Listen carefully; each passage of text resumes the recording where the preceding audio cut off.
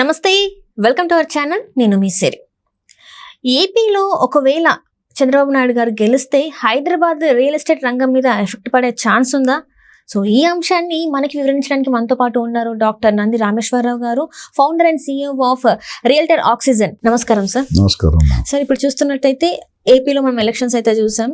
So అక్కడ ఏంటంటే ఏపీలో ఒకవేళ చంద్రబాబు నాయుడు గారు గెలిస్తే అంటే సీఎం అయితే ఇక్కడ హైదరాబాద్ లో రియల్ ఎస్టేట్ రంగం మీద ఎఫెక్ట్ పడే ఛాన్స్ ఉందంటారా?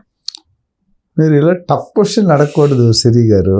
మీరు టఫ్ క్వశ్చన్ అడిగితే అంటే చాలా మంది ఏంటంటే ఈ రెండు తెలుగు రాష్ట్రాల్లో మనుషులు అటు ఇటు వెళ్తూ ఉంటారు. సో ఇక్కడ కూడా ఒక ఇల్లు ఉండాలనుకుంటారు. సో అందుకోసం ఈ క్వశ్చన్ అడుగుతున్నాను సార్. నేను మంచి ప్రశ్నలు అడుగుతాం. మాకు ఆన్సర్ చెప్పి మీరు ఇచ్చేది 5-6 నిమిషాలు ఇస్తారు. 5-6 నిమిషాలు క్రాష్ కోర్స్ చేయమంటారు. మాకు చాలా ఉన్నది ఇంత ఉంటుంది, చెప్పేది ఇంత. అయితే ఇది చాలా కరెంట్ అఫైర్స్ క్వశ్చన్. చాలా మంచి క్వశ్చన్ ఎన్నుకున్నారు మీరు. ఎందుకంటే నేను రియల్ ఎస్టేట్ అనలిస్ట్ కానీ రాజకీయ అనలిస్ట్ కాదు, చాలాసార్లు చెప్పాను. Okay sir.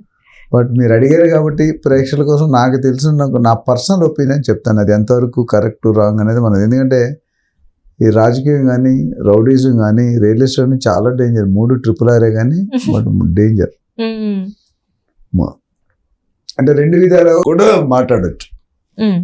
ఎట్లా అంటే ఇప్పుడు ఏపీలో గత 5 సంవత్సరాలుగా చూసుకుంటే రియల్ ఎస్టేట్ బాగా రానియలేదని చెప్పొచ్చు. అది అందరికీ తెలిసిన ముచ్చటే. ఎందుకు, ఎవరు బాధ్యతలు అనేది మనకు అవసరం లేదు. రియల్ ఎస్టేట్ అనుకున్నంత రీచ్ అయితే వెళ్ళలేదు. రేట్లు బాగా తగ్గిపోవడం, డౌన్ అయిపోవడం జరిగింది. అదే ప్యారలల్గా తెలంగాణలో చూస్తే రాకెట్ లాగా వెళ్ళింది, పుంజుకున్న రేట్లన్నీ. దానికి నిదర్శనమే కేసీఆర్ గారికి ఓట్లు పడకపోవడం. సిటీలో ఓట్లు పడ్డాయి కేసీఆర్ గారికి. నేను చాలాసార్లు చెప్పాను, అవుట్స్కట్స్లో పడలేదు. ఎందుకంటే కేసీఆర్ గారు ఏం చేశారంటే ఒక పర్టికులర్ ఏరియాని తీసుకున్నారు, ఒక particular segment. Hyderabad west zone అనేది, లేదా రోడ్లు కానీ, ఇండస్ట్రీ జోన్ కానీ, ఎంప్లాయ్మెంట్ కానీ అన్నీ కూడా ఒక ఇన్ఫ్రాస్ట్రక్చర్ పెరిగినందువల్ల అన్నీ పెరుగుతాయి. సో మీరు చూసుకుంటే హైదరాబాద్లో కూడా west, south, east, north, central 5 జోన్లు ఉన్నాయి. ఒక్క జోన్ మీదే ఫోకస్ జరిగింది. అందుకని ఆ ఒక్క జోన్లో ఎందుకు పెరిగింది అనేది దానికి IT, information technology. Income tax కాదు, ఇన్ఫర్మేషన్ టెక్నాలజీ. మనకి దాదాపు ఇండియాలో 50 లక్షల మంది IT ఎంప్లాయీస్ ఉన్నారు. అందులో హైదరాబాద్ నుండి ఒక 10 లక్షలు, బెంగళూరు నుండి ఒక 10 లక్షలు, మిగతా అన్ని రాష్ట్రాలు కలిపి 30 లక్షలు. అంటే మనం 20% ఆఫ్ ది టోటల్ IT మనమే కంట్రిబ్యూట్ చేస్తాం, 20% బెంగళూరు. సో ఈ ITలో ఈ 10 లక్షల మంది కూడా 3 to 3.5 అంటే 30 to 35% ఈస్ట్ జోన్ నుండి వెస్ట్ జోన్కి ట్రావెల్ చేస్తున్నారు. అర్థమైందా మీకు? సో ట్రావెల్ అయినప్పుడు మీకు ఏమవుతుందంటే ఈ IT ఎక్కడైతుందో అఫోర్డబిలిటీ, అంటే భర్త భార్య, ఇప్పుడు ఇద్దరు వైఫ్ అండ్ హస్బెండ్, మీరు పెళ్ళి కాకముందే మీరు పని చేస్తారు, పెళ్ళి అయ్యి కూడా కంపల్సరీ చేయాలి. ఎందుకంటే ఇప్పుడున్న లైఫ్ స్టైల్లో మనం మంచి లైఫ్ ఇవ్వాలి మన పిల్లలకి, మన పేరెంట్స్. అంటే వైఫ్ అండ్ హస్బెండ్ చేయాల్సిన పరిస్థితి, అవసరం ఎంతైనా ఉంది. సో ITలో జనరల్గా 50,000 నుండి ₹1,00,000 శాలరీ ఒక్కొక్క మనిషికి ఉంటుంది. సింపుల్గా యావరేజ్ ఒక 1 lakh తీసుకున్నాం అనుకోండి, 2 lakh రూపీస్ వాళ్ళు సంపాదించుకుంటున్నారు. ఈ 2 lakhలో మనం ఎంత 50-60,000 ఖర్చు పెట్టుకుంటే అయిపోద్ది. రెంట్కి ఒక 10,000-15,000, 20,000, 30,000, మిగతా 1 lakh సేవింగ్ ఉంది కదా. ఈ 1 lakhని ఏం చేయాలంటే అఫోర్డబిలిటీ పెరుగుతుంది. సంవత్సరం 1 lakh 5 సంవత్సరాలు అయితే మీకు 50-60 లక్షలు. తర్వాత లోన్ తీసుకుంటాం ఎక్సెట్రా. సో నేనేం చెప్తున్నానంటే మీకు ఇప్పుడు మీరు చూసుకుంటే కనుక ఎలక్షన్ వల్ల మనకి మొత్తం ఏం తగ్గిపోదు. ఏపీలో మీరు అడుగుతున్నారు కదా, ఏపీలో ఆల్మోస్ట్ జనవరి, ఫిబ్రవరి నుండే ఊపందుకుంది.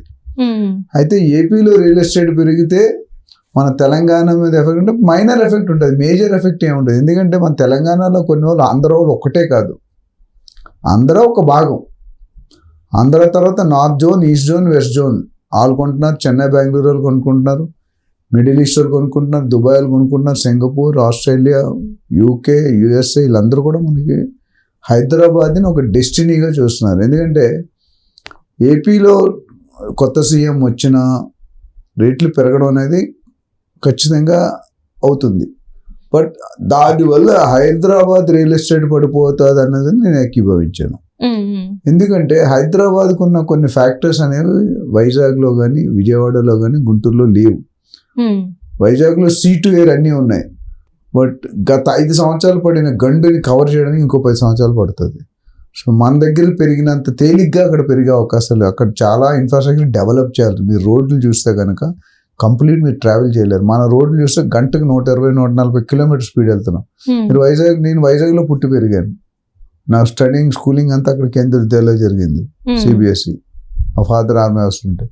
కానీ ఇప్పుడు వైజాగ్ వెళ్ళాలంటే ఆలోచిస్తున్నాను. ఒకటి టెంపరేచర్ కండిషన్, హ్యూమిడిటీ ఎక్కువ ఉంటుంది. చెన్నై కానీ, బాంబే కానీ, హైదరాబాద్, మన వైజాగ్ కానీ, ఆ గాలిలో అనేది తేమ ఉంటుంది. ఫస్ట్ అక్కడ ఉండడానికి ఇష్టపడడం. రెండోది, ప్రజలు ఎక్కడో ఇన్వెస్ట్ చేస్తారంటే ఎక్కడైతే రెట్టింపు ఎంత తక్కువ టైంలో ఎంత ఎక్కువ అప్రిషియేట్ అవుతుందని చూస్తారు. అంతే కదా, మనం 10 రూపాయలు పెడితే 100 రూపాయలు అవ్వాలనుకుంటాం. బట్ ఎప్పుడు అవుతుంది?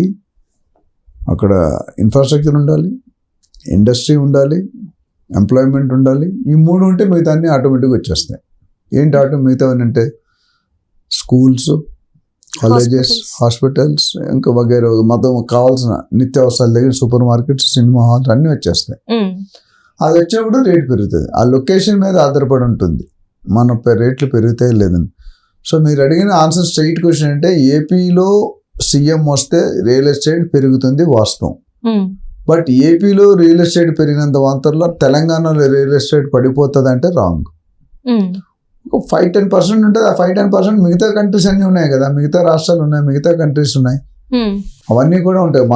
మన ఏపీ మీద డిపెండ్. ఏపీ ఇన్వెస్టర్స్ ఉన్నారు ఆల్రెడీ, బట్ అందరూ ఏపీ ఇన్వెస్టర్స్. ఒకప్పుడు ఓన్లీ ఏపీ ఉండేది, ఏపీ ఎక్కువ ఉండేది. ఇప్పుడు రాను ప్రపంచంలో అందరూ కూడా హైదరాబాద్ని ఒక రియల్ ఎస్టేట్ డెస్టినేషన్గా చూస్తున్నారు. కాబట్టి రియల్ ఎస్టేట్, నేను అంత ముందు కూడా ఎన్నో ఎపిసోడ్లో చెప్పాను, టాప్ గేర్లో ఉంది, అంటే ఫుల్ స్వింగ్లో ఉంది. కేసీఆర్ గారు వచ్చిన మంచి పని ఏంటంటే రియల్ ఎస్టేట్ మీద ప్రాముఖ్యత. మిస్టేక్ అంటే మంచి 2 చేశారు. మంచి ఏం చేశారంటే రియల్ ఎస్టేట్ 10 రూపాయలు 100 రూపాయలు చేశారు. అది ఆర్టిఫిషియలా, మెయినా, రియలా అవన్నీ పక్కన పెడతాయి. రెండోది మిస్టేక్ ఏంటంటే ఒక్క ఏరియా మీదే ఫోకస్ చేశారు. ఆయన పబ్లిక్లోకి రాలేదు, ఫామ్ హౌస్కే అంకితం అయిపోయారు. సో మనిషి ప్రజల్లో ఉండాలనేది ప్రజల కోరిక. సో లాట్ ఆఫ్ వ్యతిరేకత వచ్చేసింది. వ్యతిరేకత వల్ల కేసీఆర్ మీద వ్యతిరేకంతో నేను ఈ పార్టీ వచ్చింది అనుకుంటాను. వీళ్ళ స్ట్రెంగ్త్తో కంట ఆయన మీద వ్యతిరేక ఓట్లన్నీ ఇక్కడ పడ్డాయి. ఇప్పుడు అక్కడ కూడా జరిగేది అదే. ఏ ఎలక్షన్ అయినా 1-2 టర్మ్స్ చేశారంటే మోనోపోలీ అయిపోతారు. మన స్టేట్ అని కదా, ఏ స్టేట్ అయినా అంతేది. అందుకని అమెరికాలో మీరు చూస్తే రిపబ్లిక్, డెమోక్రటిక్, వీళ్ళు ఒకసారి వాళ్ళు ఒకసారి మోస్ట్లీ 2 సార్లు వచ్చే దాఖలు తక్కువ ఉంటాయి. మనకి అది ఇంపార్టెంట్. సో ఓవరాల్గా సమ్మరీ ఏంటంటే ఎలక్షన్ ఇంపాక్ట్ ఉంటుంది, but it is negligible, not to worry. So invest చేసేవాళ్ళు డెఫినెట్గా ఇంకా ఇన్వెస్ట్ చేస్తూ ఉండొచ్చు. సో అక్కడ బట్ నా రేట్ ఆఫ్ ఇంక్రీజ్ అనేది మన హైదరాబాద్లో జరిగినంత స్పీడ్గా వైజాగ్లో జరగదు, బట్ ఫ్యూచర్లో జరిగే అవకాశాలు అయితే ఉన్నాయి. Right. Thank you so much sir. Thank you అమ్మా.